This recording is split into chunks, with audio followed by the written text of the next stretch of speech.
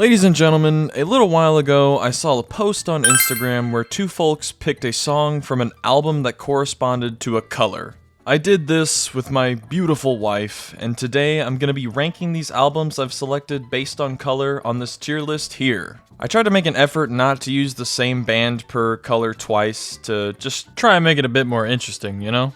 Not much else to say here, folks. Hopefully that explanation made sense, but have no fear if it doesn't. You'll understand as we go along. For red, I've gone ahead and selected Death's The Sound of Perseverance, the final album of Death's legendary run before Chuck Schuldiner was unfortunately taken from us. Rest in peace.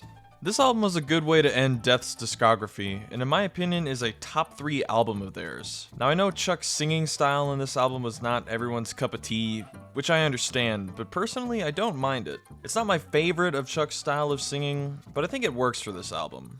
Although the singing on the Painkiller cover is a little I gotta admit, but anyway, Death's albums in the 90s were all pretty distinctive, and this one is no exception as it has its own unique twang. Schuldiner experimented with his songwriting on this one, and made for a unique album. Sometimes I almost view it as a mixture of human and symbolic.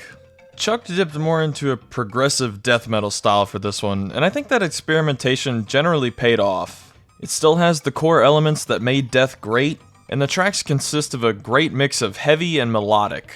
I'd say some of the songwriting and structure even surpasses symbolic. It gave us bangers like Spirit Crusher, Flesh and the Power It Holds, and Voice of the Soul, just to name 3. There's so many other good songs of this album. It has a lot to offer and is overall a really solid, worthwhile entry in Death's catalog. I'm going S tier album here, without a doubt. For orange, I've gone with Alice in Chains' Jar of Flies. Now listen, I could have easily went for Dirt for this pick. It's obviously a fantastic album, and I could have gushed about it just like I can for Jar of Flies. I think objectively speaking, Dirt is better as it just has more to offer, but Jar of Flies has always and will always have a really special place in my heart. This EP is just ridiculously good and unbelievably devastating. I like to describe it as an EP so heartbreaking you could win $30 million and still shed a tear if you spun this record right after. Jar of Flies is so emotionally moving, it's so raw and impactful. You can really hear the band's souls crying, being poured into this EP by Lane singing and the band's performances, notably Cantrell's guitar work. It's mostly an acoustic EP with traces of the electric guitar to encapsulate this somber tone that is utilized beautifully to make this standout EP. Easy S tier here. For Yellow, I've gone and picked Days of the New, self-titled record. I didn't have too much to choose from Yellow, I fear, and this was the first album that popped into my mind for the color, so here we go. Another acoustic project here. This album has 3 really good tracks, and the rest of them are kinda shells of those 3. We have Shelf in the Room, Touch, Peel, and Stand, and The Downtown. These 3 tracks right here, I love them. They're all well written, have catchy melodies, and flow incredibly. They utilize the acoustic guitar really well. As for the rest of the songs, they're alright, but don't really reach the same heights as those 3 for me. Most just don't have that oomph behind them like our trifecta here does. To give it some credit here, however, there are several instances throughout the album where I really enjoyed the instrumentation, especially the guitar work. This album has merit and had a lot of potential. Travis Meeks has skill when it comes to acoustic work and songwriting, but most of the songs as a whole just don't really stand up to the aforementioned 3. They don't feel as complete, not as cohesive listens, if that makes sense. For this reasoning, I'm gonna go B tier here. For green, I've gone ahead and selected World Coming Down by Type O Negative. This was always my personal favorite Type O album here. The tone with this style of writing in this album always just kinda worked for me. I think there's a lot of notable highlights here, like Pyretta Blaze, All Hallows Eve, Who'll Save the Sane, and of course the obvious ones, Everything Dies and Everyone I Love Is Dead. Hell, I even love their Beatles cover. It's got the signature Type O twang to it, and it worked well for those songs. Type O is no stranger to lengthier, slow burner songs, and I think those 2 are done pretty well on this album. I prefer White Slavery to the title track, but the title track does still have some parts I'm fond of. Even the 3 filler tracks work within the context of the album, I'd argue. 3 of them, on top of the gag track at the beginning, in one album might be a little excessive, but it's not very egregious in an album with 13 songs and over an hour's worth of music. It's not that bad. I'm willing to excuse it. Overall, I just really like every song on this album. I think they're all super groovy, and there's some really fun listens on it. I think Typo leaned into a more experimental, electronic tone well. I ain't got much else to say. I love this album. I'm gonna go S tier here. For Light Blue, I've gone ahead and selected Morning View by Incubus. If I'm just being completely candid here, this is the only Incubus record I've listened to top to bottom at the time of me writing this. I've listened to songs from some of their other projects, but this is the only one I've fully finished as of now. So, hey, on a side note, if you're a fan of Incubus, let me know what other albums of theirs I should give a listen to. Anyway, this is a solid album here. I mean, shit, the first 5 songs are all really great. With songs of that quality back to back to back like that, it sets a high expectation for the rest of the album. To be frank, I do think the album falls off slightly as it progresses.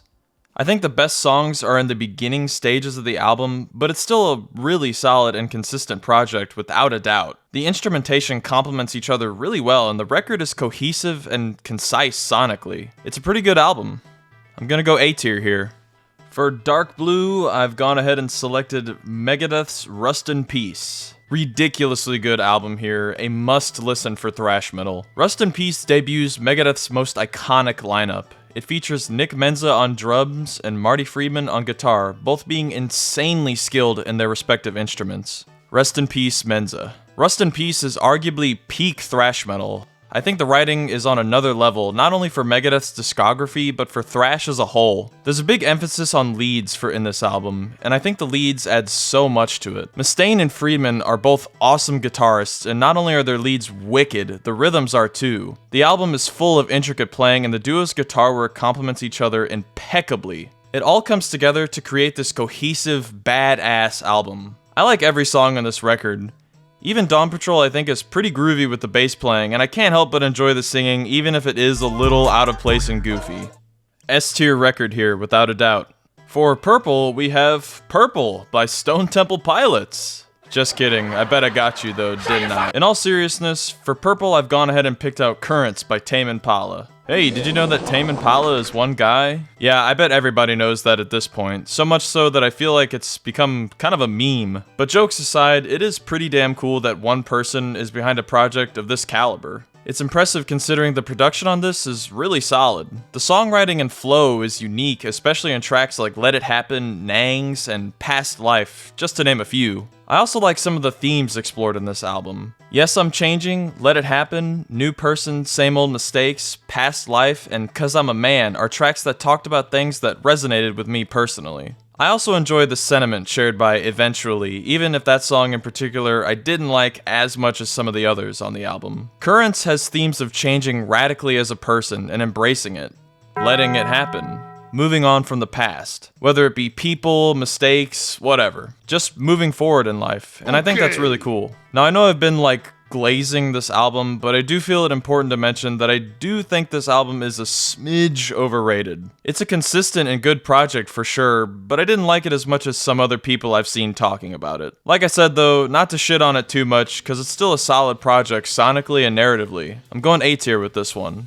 For Brown, I've picked Pantera's Cowboys from Hell. Here we got the album that signifies Pantera's shift into their iconic style.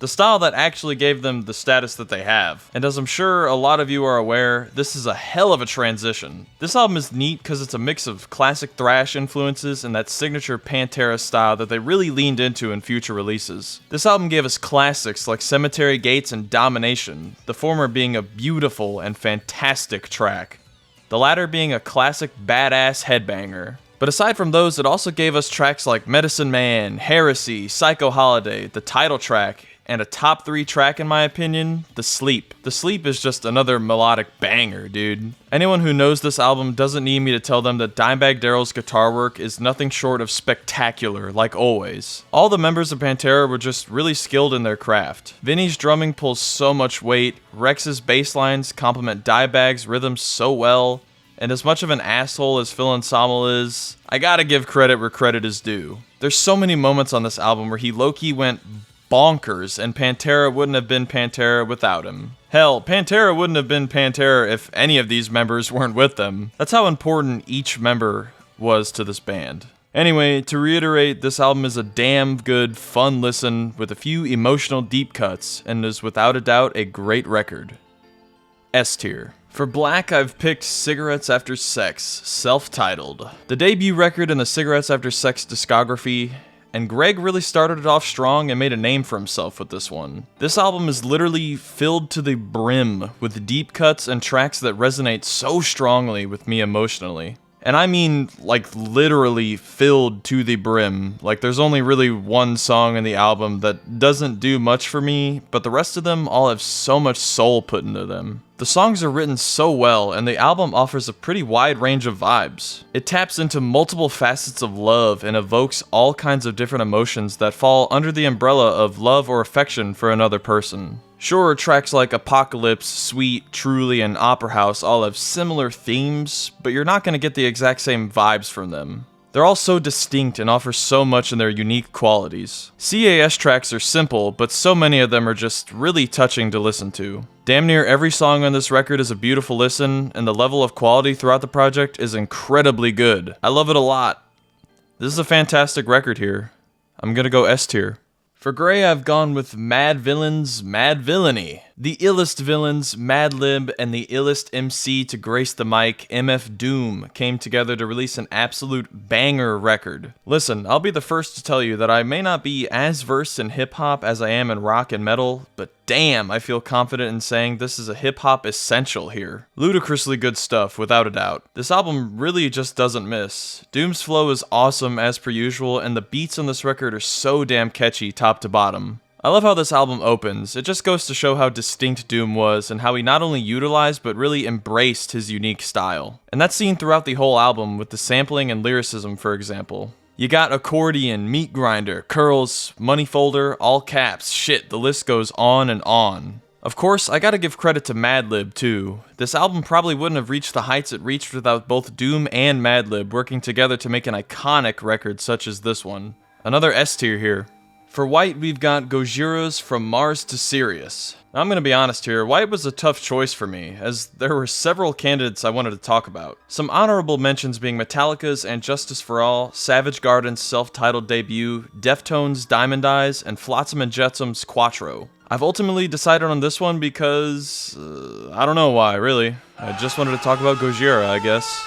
Anyway, here we have one of the several essential records from one of the best bands to ever do it. Gojira always had a distinguished style ever since the beginning, but they really expanded their sound and tapped into a more melodic writing style while still maintaining that brutal progressive death metal aspect, leaving us with an album that really cemented Gojira's legacy, which they've only embraced and perfected even more through the years as they went on to release more fantastic records. From Mars to Sirius really set the stage for what we could expect from Gojira, and it did a great job at doing it. We have bangers like Backbone, From the Sky, The Heaviest Matter of the Universe, Flying Whales, and Global Warming, just to name a handful. The whole album is a spectacular conglomerate of incredibly heavy prog metal and melodic beauty that's really unique thanks to Gojira's iconic songwriting style. All of the members are insanely talented. Mario Duplantier's drumming is just fucking insane. Gojira really just doesn't miss, man. This album is awesome, and Gojira rocks. S tier. For Pink, lastly but certainly not leastly, I have Tyler the Creator's Igor. Now, I'm not the most familiar with Tyler's discography outside of this album, but from what I understand, Igor is what really started giving him the following he has now. The sound created on this album is incredibly unique. It's a sound you don't really hear often, and it kind of surprised me the first time I heard it, actually. It's kind of aggressive, but it blends this almost trippy, ethereal sound, and it makes for a really standout project with some impactful songs and some beautiful, somber, and some honestly kind of ominous moments. I can see it being a bit of an acquired taste, but I've come to enjoy it. The story behind this album is quite the tale, too. If you know, you know. Okay, if you don't know, I'm about to tell you. Igor tells the story of love. A love that our character, Igor, feels for another man. That's great and all, but unfortunately this other man is romantically involved with a woman. Igor is so in love with this crush that he's willing to either kill the woman his crush is involved with or engage in a threesome with his crush and said woman. The album deals with themes of heartbreak, sexuality, and really finding yourself. I feel like this specific kind of narrative isn't really explored a whole lot, and this kind of story mixed with the wacky writing and production style Tyler tapped into really made for a distinguished album in the hip-hop genre, I reckon. Overall, a solid album here sonically, and the story behind it enhances it a lot, I'd say. I'm gonna go A tier with this one. Alright ladies and gentlemen, that just about wraps up what I've got to say here. If you enjoyed this video and want to see more, let me know. But until then, that's all from me. Take care now.